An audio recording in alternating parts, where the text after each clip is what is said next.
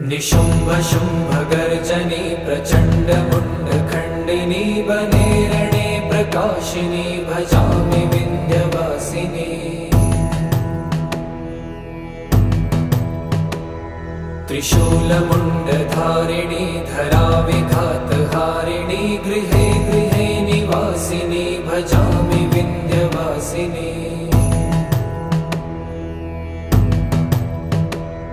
दरिद्र दुःखहारिणी सदा विभूतिकारिणी वियोगशोकहारिणी भजामि विन्ध्यवासिनी। लसत्सुलोललोचनं लतासनं वरप्रदं कपालशूलं